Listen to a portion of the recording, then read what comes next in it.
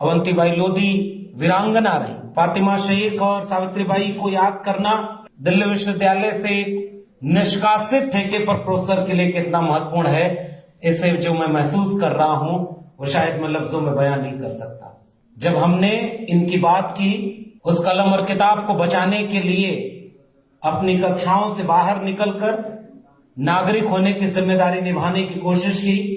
सच को सच और गलत को गलत कहना जिस तालीम का मकसद होता है, शिक्षा का मतलब केवल डिग्रियों का कागज का पन्ना नहीं है, वो एक चेतना है, वो एक वैज्ञानिक चेतना, नागरिक बोध की चेतना।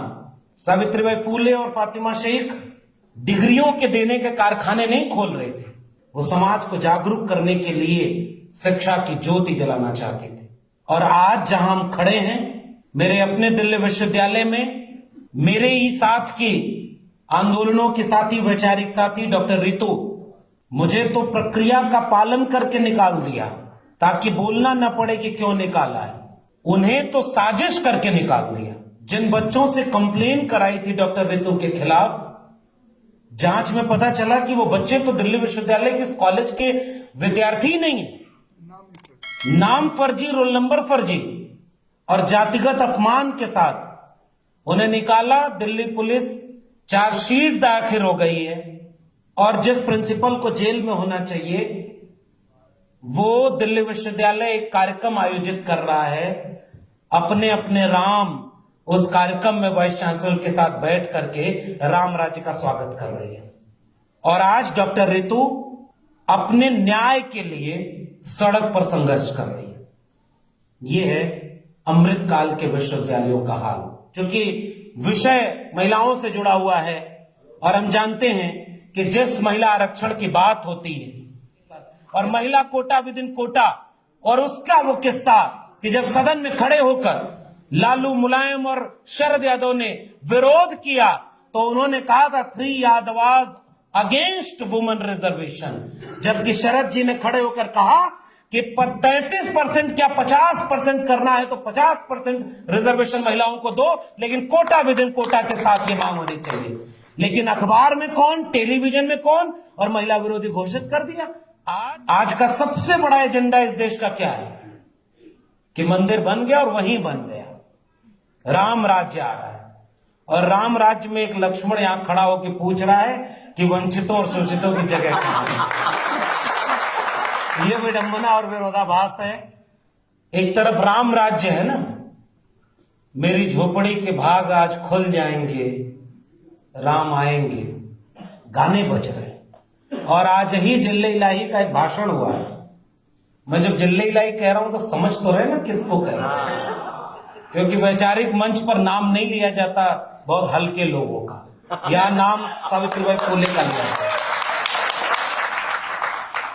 उन्होंने कहा कि बहुत दिनों तक वो टेंट में थे तो उन्हें बहुत पीड़ा है, काश बचपन में मैं भी ऐसे टेंट के घर में रह पाता।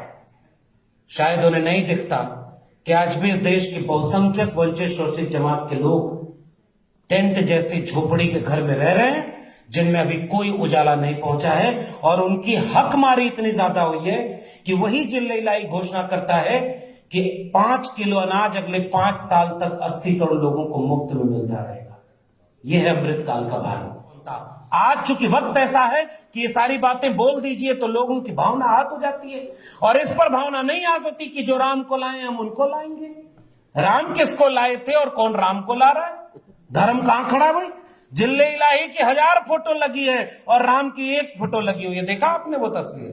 इससे भावना आहत नहीं होती।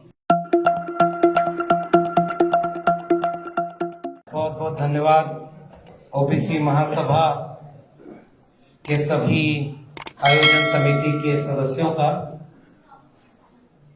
और सभागार में मौजूद आप सभी लोगों का अभिवादन।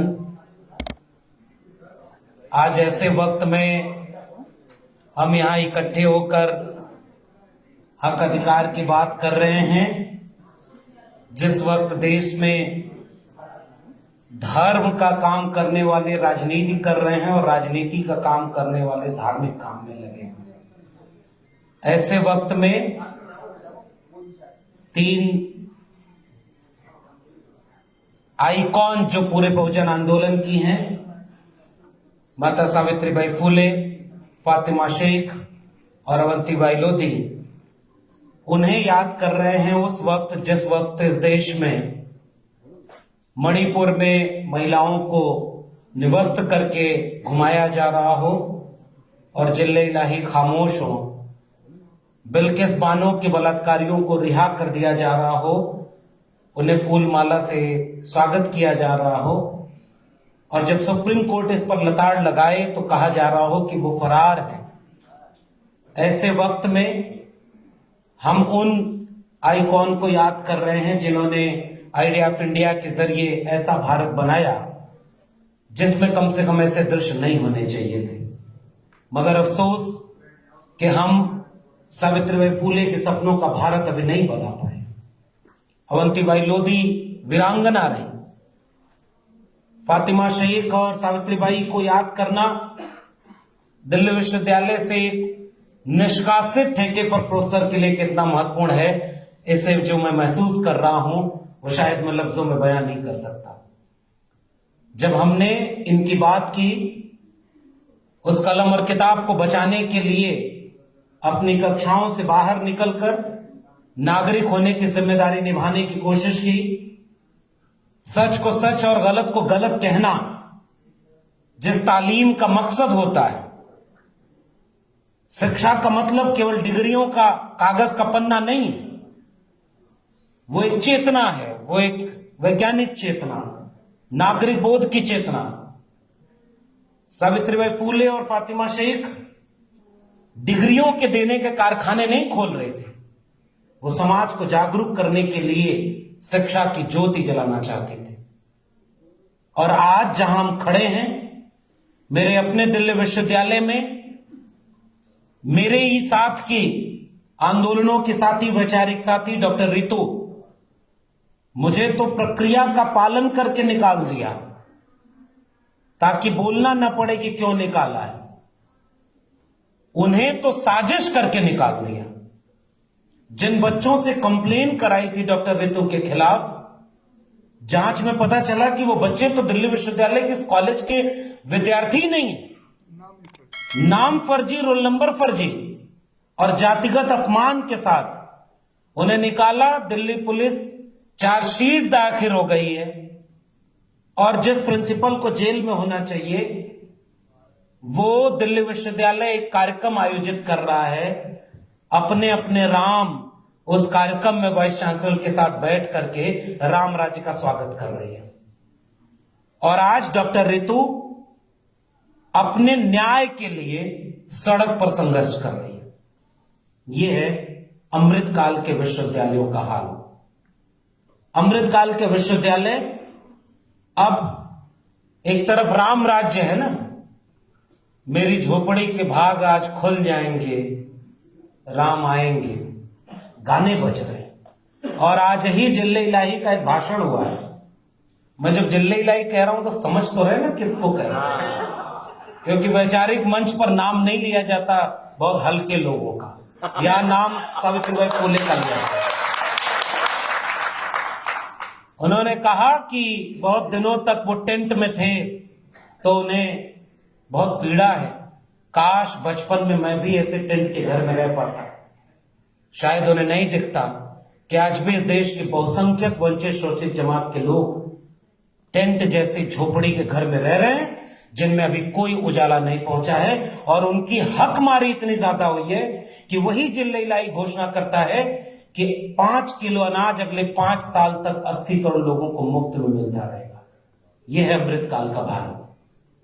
सपने दिखाए गए थे कि 2 करोड़ रोजगार मिलेगा, सपने दिखाए गए थे कि 15 लाख हर अकाउंट में आएंगे, सपने दिखाए गए थे कि 100 स्मार्ट सिटी, स्मार्ट गांव बनेंगे, सपने दिखाए गए थे कि पढ़ेगा इंडिया तो आगे बढ़ेगा इंडिया। और हकीकत यह है कि अब चुने हुए नेताओं का काम अब रह गया है कि धार्मिक स्थलों का उद्घाटन करें। आज का सबसे बड़ा एजेंडा इस देश का क्या है कि मंदिर बन गया और वहीं बन गया, राम राज्य आ रहा है। और राम राज्य में एक लक्ष्मण यहां खड़ा होकर पूछ रहा है कि वंचितों और शोषितों की जगह कहां है। ये विडंबना और विरोधाभास है। हम जानते हैं कि राम राज लोकतंत्र नहीं था। हम चाहते हैं कि इस देश में कोई राज हो तो वो संविधान का राज हो और दूसरा कोई राज नहीं। उस संविधान ने सबको बराबर का हक दिया। उस संविधान ने यह हक दिया कि जिसे मंदिर बनाना है, मंदिर बनाने वाले, मंदिर में आस्था रखने वाले मंदिर बनाए और उसका कार्यक्रम करें। मस्जिद बनाने वाले उसका काम करें, चर्च और गुरुद्वारे वाले अपने धर्म का प्रचार करें। ये संविधान इसकी इजाजत देता है। लेकिन जनता का वोट लेकर के सत्ता पाने वाले स्कूल, कॉलेज, विश्वविद्यालय बनाए, इसके लिए भारत का संविधान लिखा गया था। और वो लोग केवल धार्मिक काम कर रहे हैं और उनकी बिकी हुई मीडिया दिल्ली विश्वविद्यालय के इन प्रोफेसरों के किस्से को नहीं कहेगी कि एक विश्वविद्यालय के प्रोफेसर आज किस स्थिति में खड़े हुए। और आज ओबीसी महासभा का कार्यक्रम है। जिस व्यक्ति ने गुजरात का मुख्यमंत्री रहते हुए कभी अपनी जाति नहीं बताई थी, और जब उसे प्रधानमंत्री बनना हुआ तो उसने कहा कि मैं ओबीसी मां का बेटा हूं। और जब 2019 आया तो उसने कहा कि मैं तो अति पिछड़ी मां का बेटा हूं। और जब इस देश के लोगों ने कहा कि आप ओबीसी हो तो एक अच्छा काम करा लो, इतिहास में तुम भी अमर हो जाओ, कि जाति जनगणना करा लो, अचानक बोला कि जाति तो होती ही नहीं है। यह है इस देश की हकीकत। और अपने आप वो समझ में आ गया। और मैं तो, चूंकि विषय महिलाओं से जुड़ा हुआ है और हम जानते हैं कि जिस महिला आरक्षण की बात होती है, इस देश में अपमान किया गया, इसलिए जातियां जिंदा हैं और अब सम्मान की लड़ाई लड़ना चाहती हैं। इसी देश में कर्पूरी ठाकुर जब मुख्यमंत्री थे, चुने हुए मुख्यमंत्री थे, राम नरेश यादव चुने हुए मुख्यमंत्री थे, तो यहां से गाली इन्हें दिल्ली के गलियारों से चली करती थी कि दिल्ली से चमड़ा भेजा संदेश, बार बनावे कर्पूरी और भैंस चरावे राम नरेश। वो इतिहास इसी देश का है और बहुत पुराना नहीं है, 30-40 साल 50 साल हुआ है मुश्किल से। बीपी मंडल साहब के विरासत के सूरज मंडल साहब यहां बैठे हुए हैं। वो बार बार इतिहास इस देश के ओबीसी लोगों को बताने की जरूरत है। वो तो जमींदार परिवार के थे, आर्थिक और सामाजिक रूप से बहुत सक्षम थे। और जब बीपी मंडल साहब मुख्यमंत्री थे और गंगा में आग लग गई तो बिहार के सदन में खड़े होकर एक आदमी ने कहा कि शूद्र मुख्यमंत्री बनेगा तो गंगा में आग नहीं लगेगी तो क्या होगा। बीपी मंडल साहब ने कहा कि देखो, हम तो मुख्यमंत्री बने हैं, गंगा में आग लगी है, तेल रिसने से लगी है, लेकिन हमारे यहां होने से तुम्हारे सीने में जो आग लगी है इसे हमें और भड़काना है ताकि बराबर का समाज बनाया जा सके। आज उसी बिहार, उसी इतिहास को याद करते हुए जब कोटा विद इन कोटा की मांग की गई थी, क्योंकि विषय है महिला आरक्षण का, नई संसद बनाई गई, नया भारत बनाने का ख्वाब दिखाया गया। सुबह ही जिल्ली लाई ने यह भाषण दिया कि यहां बैठकर यह तय हो जाएगा कि भाषा आपकी बताएगी कि कौन विपक्ष में बैठेगा, कौन पक्ष में बैठेगा। और शाम तक उन्हीं का सांसद, इस देश के चुने हुए मुसलमान सांसद को कटुआ, मुल्ला और आतंकवादी कहता है। ये नई संसद के पहले दिन की घटना है। उस जगह पर आज आप सम्मान और हक की लड़ाई लड़ने आए, इसलिए वंचित शोषित सबकी बात करते हैं। ज्योतिबा फूले और सावित्रीबाई फूले को उनके पिता ने जब घर से निकाला कि स्कूल खोलना और बच्चों को शिक्षा देना धर्म विरोधी काम है, इसलिए घर से निकल जाओ, अपना घर का आंगन खोल दिया था। उसका नाम था उस्मान शेख और उनकी बहन थी फातिमा शेख। उन दोनों ने मिलकर के शिक्षा की ज्योति जलाई। ये है सोशल जस्टिस का आइडिया। सब मिलकर के वो कलम और किताब का भारत बनाना चाहते थे। उस नई संसद में खड़े होकर पहला कानून पेश किया, नारी शक्ति वंदन अधिनियम। और ऐसा नाम दे करके जब मांग हुई कि कोटा विद इन कोटा उसमें होना चाहिए, एक दौर था, और ये आखिरी बात है चूंकि बहुत वक्त हो गया है, एक दौर था हमारे नेताओं में यह साहस हुआ करता था कि दंगाई रथ के सामने खड़े हो जाएं और रथ अगर न रुके तो रथ चलाने वाले को जेल में डाल दे। यह साहस हमारे नेताओं ने एक जमाने में हुआ करता था। हमारे नेताओं में एक जमाने में यह साहस था कि अगर उत्तर प्रदेश के मुख्यमंत्री हैं और मुख्यमंत्री ने कानून की रक्षा की शपथ ली है, संविधान की शपथ ली है, तो कोई दंगाई भीड़ अगर किसी पर हमला करने जा रही हो तो उसको रोकने के लिए, कानून और संविधान को बचाने के लिए अगर गोली चलानी पड़े तो भी चलाने का साहस था। और इन रथ रोकने वाले और गोली चलाने वाले को कभी जेल नहीं हुई। और जो दूसरे मुख्यमंत्री बने वो ओबीसी समाज के थे और उन्होंने शपथ पत्र दिया था संसद में, सुप्रीम कोर्ट में, कि हम विवादित ढांचे पर कोई भी कुछ भी होने नहीं देंगे, और उनके रहते वो हुआ। उन्हें एक दिन की जेल भी होनी पड़ी थी। कानून का राज कहां था और कानून के खिलाफ कौन था? आज चूंकि वक्त ऐसा है कि ये सारी बातें बोल दीजिए तो लोगों की भावना आहत हो जाती है, और इस पर भावना नहीं आहत होती कि जो राम को लाए हम उनको लाएंगे। राम किसको लाए थे और कौन राम को ला रहा है? धर्म कहां खड़ा भाई? जिल्ले इलाही की 1000 फोटो लगी है और राम की 1 फोटो लगी हुई है। देखा आपने वो तस्वीर? इससे भावना आहत नहीं होती। इसलिए आज वक्त ये है, 22 जनवरी को उनकी तरफ से ऐलान होगा कि आज से ये भारत अब राम राज्य में प्रवेश करेगा। 22 जनवरी के बाद इस देश के SC ST OBC का इम्तिहान होगा कि 22 जनवरी के बाद भारत का संविधान कितना बचेगा। इसकी तैयारी हमें करनी है, संविधान को हाथ में लेकर। और महिला कोटा विद इन कोटा, और उसका वो किस्सा कि जब सदन में खड़े होकर लालू, मुलायम और शरद यादव ने विरोध किया तो उन्होंने कहा था 3 यादवाज अगेंस्ट वुमेन रिजर्वेशन, जबकि शरद जी ने खड़े होकर कहा कि 33% क्या 50% करना है तो 50% रिजर्वेशन महिलाओं को दो, लेकिन कोटा विद इन कोटा के साथ ये मांग होनी चाहिए। लेकिन अखबार में कौन, टेलीविजन में कौन, और महिला विरोधी घोषित कर दिया। आज हम शुक्रिया अदा करते हैं उन पार्टियों का भी जो 2010 में जाति जनगणना के समय थोड़ी चाल चल दिए, इसलिए जाति जनगणना एक्ट के तहत नहीं हो पाई, लेकिन आज वो भी जाति जनगणना की बात करते हैं, न्याय यात्रा निकाल रहे हैं और वो कहते हैं कि सामाजिक न्याय होना चाहिए। तो हम विचारधारा के साथ उन सारे लोगों के साथ खड़ा होना चाहेंगे जो वैचारिक रूप से हमारे साथ खड़े हैं। और उन्होंने ये कबूल किया कि हमसे अतीत में गलती हुई कि हम कोटा विद इन कोटा की मांग नहीं मान पाए थे। तो हम तो जानते हैं दिल बड़ा करने का वक्त है। आज अभी हमारे एक लोग कह रहे थे कि शिकारी आएगा, जाल फैलाएगा, दाना डालेगा, फंसना मत। ये बात तो हम लोग देश में घूम घूम के कह रहे हैं। ओबीसी महासभा के कार्यक्रम में इतने वक्ता क्यों रखे गए? क्योंकि अगर कोई नहीं बोल पाएगा तो कल नाराज हो जाएगा, शाम को ट्वीट करेगा कि अब तो लगता है ओबीसी महासभा टूट जाएगी। वो केवल वही नेता बन रहे हैं, मजबूरी है इनकी। जो नहीं भाषण दे पाएगा वो नहीं कर पाएगा, और जो मैं भाषण दे लिया तो मैं निकल के कहूंगा बड़ा अच्छा कार्यक्रम था। इससे उबरना होगा। नाक बड़ी हो गई हमारी, दिल छोटा हो गया, और इसीलिए वो जो दुश्मन के लोग, वैचारिक दुश्मन लोग हैं, वो हमें आपस में लड़ा लेते हैं। ओबीसी का हक कौन मार गया? इन्होंने खा लिया। भाई जाति जनगणना करा के हमको बता दो, 2 कदम हम पीछे हो जाएंगे। हम तो तुम्हारे हित की बात कर रहे हैं। बिहार सरकार को यहां से क्रांतिकारी सलाम करिए कि उसने जाति जनगणना कराकर बता दिया कि 3% वाले 60% से 90% कब्जा किए हैं, और जो 63% हैं वो 23% भी नहीं कब्जा किए हैं। ये आइडिया ऑफ इंडिया का सवाल है। इसलिए जाति जनगणना आज इस देश में जो भी उठाए इस मांग को, हमें उसके साथ खड़े होने का वक्त है। और 2024 का चुनाव, ये आखिरी बात बोलना चाहता हूं, एक राम दशरथ का बेटा, एक राम है घर घर लेता, एक राम का सकल पसारा, एक राम सब जग से न्यारा। हम तो कबीर के राम को मानते हैं। कस्तूरी कुंडल बसे मृग ढूढ़े बनमाए, और ऐसे घट घट राम है दुनिया देखे नाय। और आज राम को वहीं ले आ रहे हैं भैया, उंगली पकड़ के ले आ रहे हैं। इसलिए हम वो नहीं मानते, हम कबीर को मानते हैं, रविदास को मानते हैं, हम बुद्ध को मानेंगे। और फूले अम्बेडकर पेरियार के साथ ये ऐलान करना चाहते हैं, चूंकि हम न्याय के पक्ष में हैं। कोटा विद इन कोटा के साथ महिला आरक्षण आज ही लागू हो, इसकी लड़ाई लड़नी चाहिए।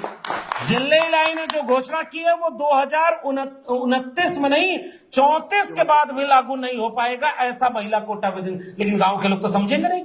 जैसे गांव के लोग ये नहीं समझते कि मंदिर किसी सुप्रीम कोर्ट के ऑर्डर से बन रहा है, वो समझते हैं कि जिले इलाही बनवा रहे हैं, अपनी जेब के पैसे से बनवा रहे हैं, और निमंत्रण भी वही बांट रहे हैं। नहीं जाओगे तो तुमको देशद्रोही कर देंगे। अच्छा तो ये हुआ कि उन्हीं के धर्म गुरु ने कह दिया कि ये तो पाप हो रहा है, अधूरा मंदिर बन रहा है। अब कहो उनको सनातन विरोधी।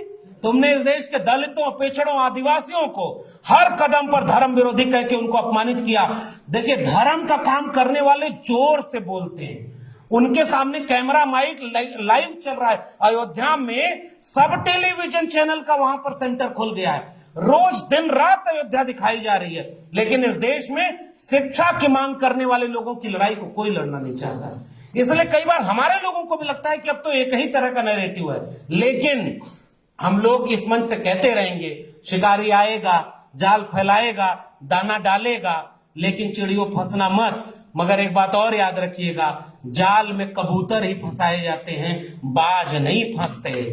इसलिए अगर ताकत का एहसास हो कि आपको अगर आबादी ज्यादा है तो जिम्मेदारी भी ज्यादा है। और मैं ओबीसी लोगों से एक ही गुजारिश करता हूं, प्रोफेसर रतन लाल ने जो बात कही उसको इंडोर्स करते हुए कहता हूं, डॉक्टर रितु अगर कोई लड़ाई लड़े और उसके साथ अगर ओबीसी के लोग नहीं खड़े हैं तो माफ करिए 85% की बात करना बेमानी है। अगर डॉक्टर लक्ष्मण यादव के साथ अन्याय हुआ और उसके साथ पूरा दलित समाज खड़ा हुआ तो यह बताने की जरूरत नहीं है कि 85 और 90% लोग एक हैं, क्योंकि वो रिश्ता सामने दिख जाता है, जरूरत पड़ने पर कौन किसके साथ खड़ा है। आखिरी वाक्य, दिल बड़ा करें और नाक छोटी कर लें, आइए मिलकर के, बहुत बुरा वक्त आने वाला है और इसकी घोषणा नहीं होगी, ये चुपचाप आएगा। रामराज आएगा तो शंभूक वध होगा। इसलिए हम शंभूक को मानने वाले लोग एक सवाल करते हैं कि राम राज नहीं, आप राम को अपने पास रख लो, राज हमारे पास दे दो, हम संविधान का राज बनाएंगे। बहुत बहुत धन्यवाद।